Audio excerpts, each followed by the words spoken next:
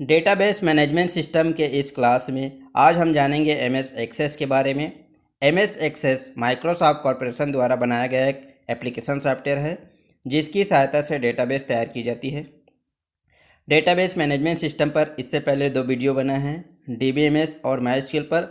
आप वो दोनों वीडियो ज़रूर देखें, तभी आपको एमएस एक्सेस के बारे में अच्छे से समझ में आएगा।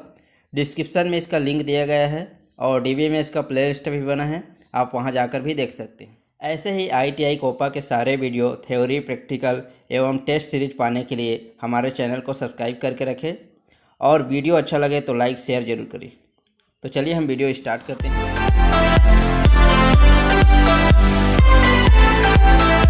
Hello guys, welcome back to my YouTube channel Mahiraj IT Infotech. हुनर है तो कदर है। Introduction to MS Access. MS Access Microsoft Corporation द्वारा बनाया गया एक सॉफ्टवेयर है। यह एक ऐसे सॉफ्टवेयर है जो हमें एमएस ऑफिस सॉफ्टवेयर पैकेज के अंदर ही मिल जाता है। यदि हम अपने कंप्यूटर में माइक्रोसॉफ्ट ऑफिस के किसी भी वर्जन को इंस्टॉल करते हैं तो माइक्रोसॉफ्ट एक्सेस भी उसी के साथ इंस्टॉल हो जाता है। माइक्रोसॉफ्ट एक्सेस का उपयोग डेटाबेस मैनेजमेंट के लिए बनाया जाता है। इस सॉफ्टवेयर के अंदर हम टेबल बना सकते हैं, फॉर्म बना सकते हैं, रिपोर्ट तैयार कर सकते हैं और अलग अलग तरीके के डेटा को सर्च करके क्वेरी भी बना सकते हैं। Feature of MS Access. तो एमएस एक्सेस में कई सारे फीचर है। पहला है, एक्सेस में सर्वर के लिए एसक्यूएल की प्रोसेसिंग कर सकते हैं। दूसरा, इसमें बनाए गए फॉर्म, रिपोर्ट और मैक्रो सीधे ब्राउज़र में रन कर सकते हैं। तीसरा, इसमें स्वयं का इंटरनेट शेयर पॉइंट सर्वर भी पब्लिश कर सकते हैं। और चौथा है, एमएस एक्सेस में पहले से बने डेटाबेस को सरलता से वेब डेटाबेस के रूप में बदलकर प्रयोग किया जा सकता है। यह है माइक्रोसॉफ्ट एक्सेस विंडो के भाग। यहाँ पर आपका क्विक एक्सेस टूल बार रहता है, यहाँ पर टाइटल बार रहता है, इसे रिबन कहते हैं। और ये है ऑब्जेक्ट टैब्स, ये आपका वर्किंग एरिया है, ये व्यू बटन्स है, यहाँ पर नेविगेशन बटन रहता है और यहाँ पर नेविगेशन पैन रहता है। तो एमएस वर्ड, एक्सेल और पावर पॉइंट का जो विंडो होते हैं उससे ये डिफरेंस है और इसके वर्किंग एरिया भी कुछ अलग है। तो इसमें अलग तरीक़ा से काम में लिया जाता है जो वर्ड, एक्सेल, पावर पॉइंट से थोड़ा हटकर है। जब हम प्रैक्टिकल क्लास करेंगे तो इन सब के बारे में अच्छे से समझेंगे। तो बहुत जल्द हम इसका प्रैक्टिकल वीडियो भी लेकर आएंगे। डेटाबेस मैनेजमेंट सिस्टम में यूनिट क्या क्या यूज होता है उसके बारे में समझते हैं। तो पहला है हमारा डेटा। डेटा तथ्यों यानी फैक्ट तथा इकाइयों का समूह होता है। यह टेक्स्ट, नंबर, इमेज अथवा साउंड आदि के रूप में हो सकते हैं। इन्हें कंप्यूटर में संग्रहित किया जा सकता है एवं प्रोसेसिंग भी की जा सकती है। डेटाबेस, व्यवस्थित डेटा का समूह को डेटाबेस कहते हैं। डेटाबेस मैनेजमेंट सिस्टम, यह एक ऐसा सॉफ्टवेयर होता है जो हमारे डेटाबेस को तैयार करने की सुविधा देता है तथा यह डेटाबेस में डेटा को जोड़ने, बदलाव करने, डेटा को डिलीट करने आदि कार्य भी कर सकते हैं। रिकॉर्ड, एमएस एक्सेस में डेटाबेस टेबल के रूप में संग्रहित होता है। टेबल में एक पंक्ति यानी रो को एक रिकॉर्ड कहा जाता है। तो देख सकते हैं ये तीनों जो है ये कॉलम्स है, नेम, एज और सैलरी, और ये सब रो है जैसे कि साहिल, अनिल और सोनल और राजेश, ये चारों का रो है और इन चारों के रो को ही हम रिकॉर्ड कहते हैं। ठीक है, तो अलग अलग व्यक्ति का अलग अलग यहाँ पर रिकॉर्ड दर्शाया गया है। जैसे साहिल का रिकॉर्ड, उसका नेम क्या है, उसकी एज क्या है, उसकी सैलरी क्या है, तो वैसे ही चारों नाम का अलग अलग रिकॉर्ड यहाँ पर दर्शाया गया है। तो यही रो को हम रिकॉर्ड कहते हैं। फील्ड, टेबल में डेटा के विभिन्न वर्गों को फील्ड कहा जाता है। फील्ड डेटाबेस का एक भाग होता है। फील्ड डेटाबेस रिकॉर्ड का एक भाग होता है जिसमें कि सूचना का संग्रहण किया जाए। दिए गए उदाहरण आप देख सकते हैं जिसमें आपका नेम, एज और सैलरी यहाँ पर फील्ड है। जो हम एमएस एक्सेल में जिन्हें कॉलम कहते थे उसे हम एमएस एक्सेस में फील्ड कहते हैं और वही माइस्क्यूएल में उसे हम एट्रीब्यूट कहते हैं। तो देख सकते हैं यहाँ पर नेम, एज और सैलरी का जो कॉलम है उसे ही फील्ड कहते हैं। प्राइमरी की प्रत्येक रिकॉर्ड में एक या एक से अधिक फील्ड का समूह होता है जिसकी सहायता से प्रत्येक रिकॉर्ड को अलग से प्रदर्शित किया जाता है। प्राइमरी की सहायता से डेटाबेस में से किसी भी रिकॉर्ड को शीघ्र ही प्राप्त कर सकते हैं। फॉरेन की, किन्हीं दो टेबल के संबंध स्थापित करने के लिए दोनों ही टेबल में कम से कम एक फील्ड कॉमन होता है। यह कॉमन फील्ड सामान्यतः एक टेबल में प्राइमरी की और दूसरे टेबल में फॉरेन की कहलाता है। मान लीजिए यहाँ पर 2 टेबल है, एक में आपका आईडी, नेम और मोबाइल नंबर दर्शाया गया है, दूसरे में आईडी, एड्रेस और ईमेल दर्शाया गया है। तो देख सकते हैं दोनों टेबल में एक फील्ड जो है कॉमन है, जैसे कि आईडी। तो इसमें जो पहला वाला है ये हमारा प्राइमरी की कहलाएगा और ये दूसरा वाला हमारा फॉरेन की कहलाएगा। तो इस तरह से प्राइमरी की और फॉरेन की एक दूसरे टेबल से संबंध स्थापित करते हैं। Component of MS Access. MS Access के अंदर 4 मुख्य अवयव होते हैं। पहला, टेबल। किसी एक नाम के अंतर्गत आने वाला डेटा का समूह टेबल कहलाता है। एमएस एक्सेस में टेबल में ही डेटा को व्यवस्थित रखते हैं। दूसरा, क्वेरीज। क्वेरी एक या अधिक टेबल से डेटा खोजने और संकलित करने का एक तरीका होता है। क्वेरी की सहायता से हम अपने इच्छित डेटा को तेज़ी से प्राप्त कर सकते हैं, यानी कि सर्च करके जो भी डेटा चाहिए उसे हम प्राप्त कर सकते हैं। तीसरा, रिपोर्ट। एमएस एक्सेस में रिपोर्ट एक ऑब्जेक्ट है जिसे डेटा को संग्रहित तरीके से डिस्प्ले और प्रिंट करने के लिए उपयोग किया जा सकता है।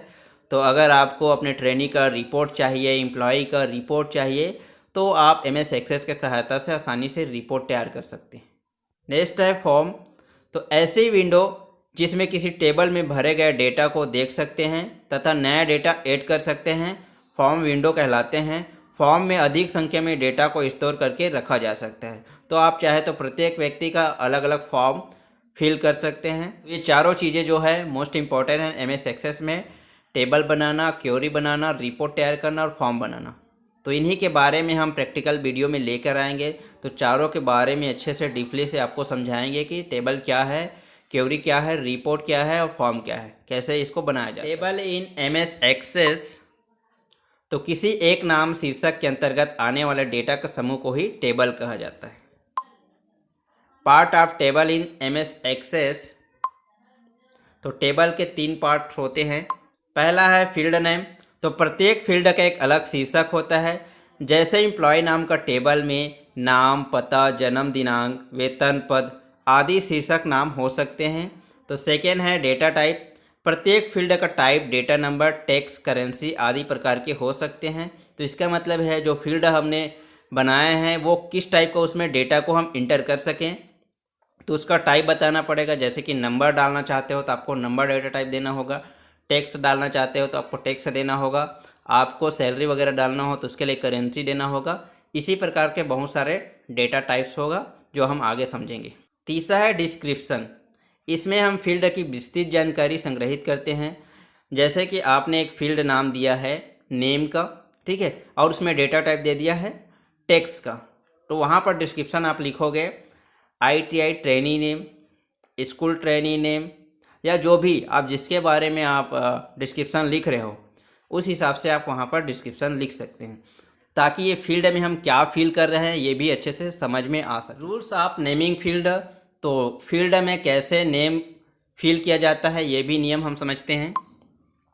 इसमें होता है पहला, फील्ड नाम की अधिकतम लंबाई 64 कैरेक्टर तक हो सकती है। याद रखिए जो फील्ड आप यानी कॉलम जो नाम लिखोगे 64 कैरेक्टर से अधिक नहीं हो सकता।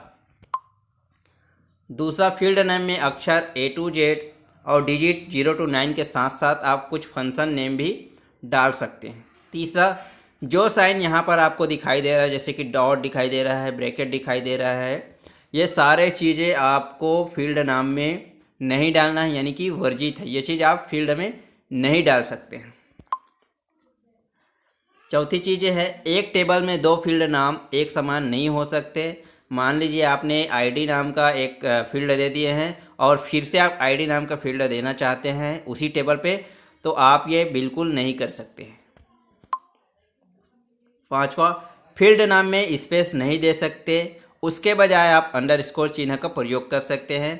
मान लीजिए आप कोई फील्ड का नाम दे रहे हो, जैसे कि एम्प्लॉय आईडी दे रहे हैं, तो यहाँ पर जैसे कि हम लिख देते हैं एम्प्लॉय, तो यहाँ पर स्पेस नहीं दे सकते हैं, ठीक है।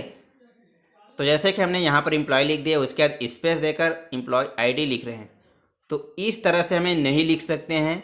स्पेस के बजाय यहाँ पर अंडरस्कोर डालना होगा, ठीक है। या तो आप पहले अक्षर को बड़ा कर दीजिए जिससे आपको दोनों का मतलब समझ में आ जाए, तो आप यहाँ पर स्पेस नहीं दे सकते हैं, उसके बजाय अंडरस्कोर दे सकते हैं।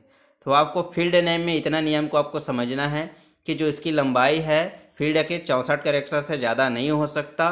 फील्ड नेम में आप अक्षर में A to Z या 0 to 9 डाल सकते हैं और इसके अलावा कुछ फंक्शन नेम भी डाल सकते हैं।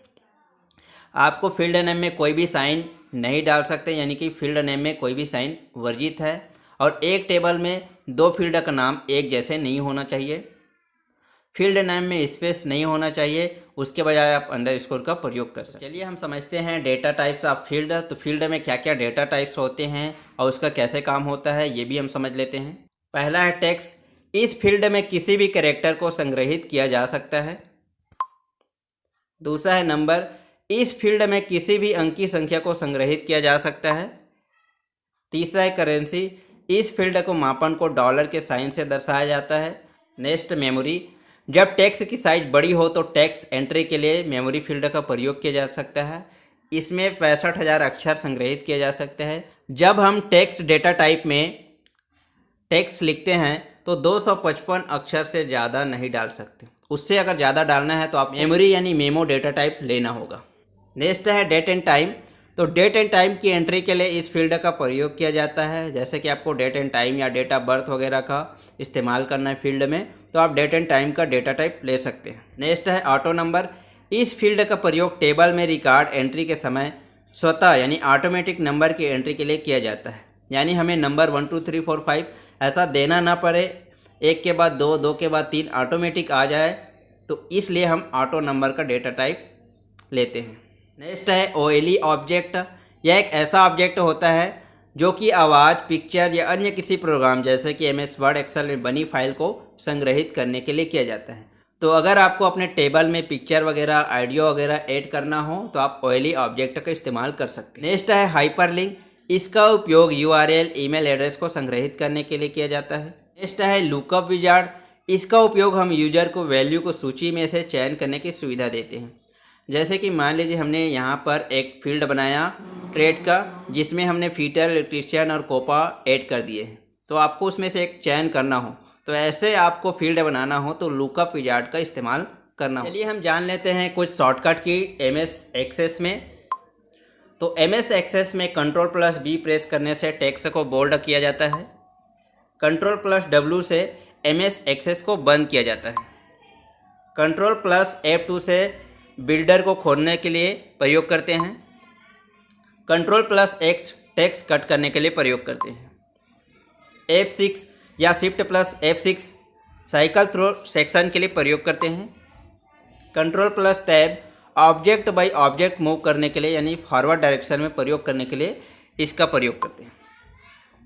Ctrl+Shift+Tab object by object move करने के लिए बैकवर्ड डायरेक्शन में प्रयोग करते हैं। F1 डेटाबेस विंडो को खोलने के लिए। Ctrl+ करेंट रिकॉर्ड को मिटाने के लिए। Shift+ down up next preview record पर सिलेक्शन को एक्सटेंड करने के लिए। Ctrl+F फाइंड करने के लिए। Shift+F4 फाइंड नेक्स्ट करने के लिए।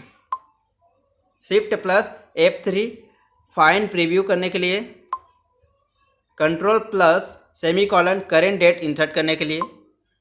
Ctrl+ करेंट टाइम इंसर्ट करने के लिए। Ctrl+ inter new line insert करने के लिए। Ctrl+ home field multi line field में बिगनिंग एंड पर जाने के लिए। Ctrl+ अप डाउन तो फर्स्ट और लास्ट रिकॉर्ड जाने के लिए। F5 page number, record number box पर जाने के लिए। Ctrl++ न्यू रिकॉर्ड ऐड करने के लिए। Shift+F2 जूम बॉक्स के लिए। तो इस तरह से एमएस एक्सेस में बहुत सारे शॉर्टकट यूज होते हैं जो हमें एमएस एक्सेस में काम करने के लिए आसान बनाते हैं। जब हम प्रैक्टिकल वर्क करेंगे एमएस एक्सेस में तो ये सारे शॉर्टकट का यूज करके भी आपको बताएंगे। बहुत जल्द हम एमएस एक्सेस की प्रैक्टिकल वीडियो भी लेकर आएंगे।